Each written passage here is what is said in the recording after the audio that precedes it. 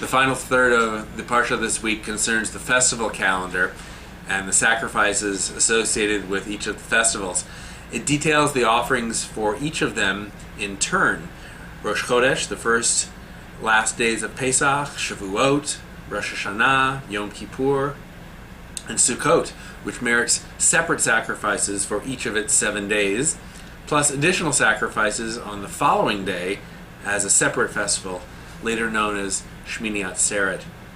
The Parsha provides detailed lists of the offerings for all of the holidays, noting them by date on the Hebrew calendar and sometimes even by name.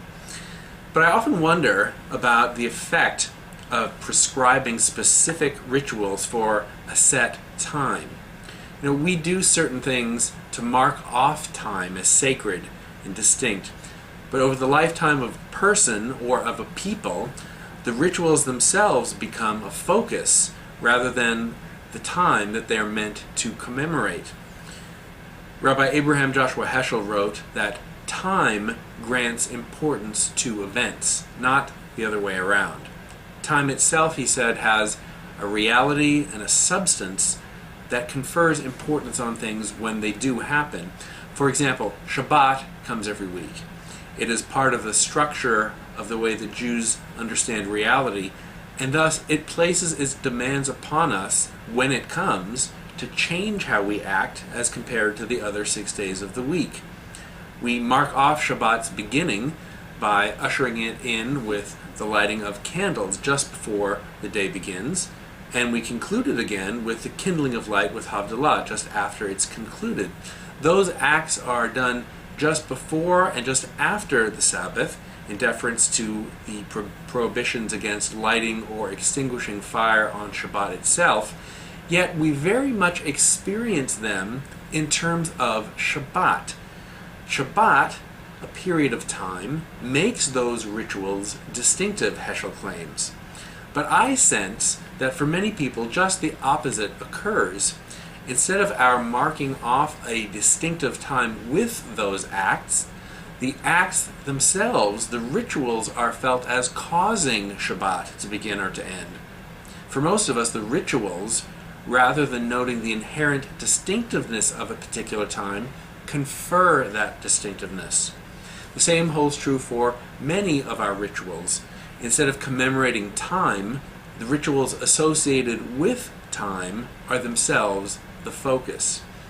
I'm wondering if we were all to take a few minutes to think about rituals that are meaningful to us, if we could reflect on their relationship to time. Think about what some memorable rituals are for you. For example, we have a day coming up this week, Independence Day. Do you watch fireworks on that day? Do you sing patriotic songs? Do you attend a parade? If so, those rituals which have evolved as responses to a way of commemorating the 4th of July become part of the experience of the day itself. After we're used to seeing and hearing them, doing without them would detract from the day. In the Torah reading this week, whose sole focus is on the rituals of the holiday cycle, we have to keep in mind that these holidays are being presented as if they are all new and being learned by our ancestors, the Israelites, all at one time. Now that may not have been the case historically. What the Torah may be trying to do here is to pull together the various times of celebration that our ancestors may have already been familiar with, and then providing them with a consistent ritual mode of observance. In the years when the Mishkan in the wilderness, the tabernacle, or the temple in Jerusalem were in operation, we can easily imagine that the performance of these rites would have taken on more importance than the commemoration of the days themselves, just as we feel with Shabbat or perhaps with the 4th of July. But as we read today in our Torah reading, and as we know in our rituals associated with Shabbat, it is difficult to disentangle the one from the other.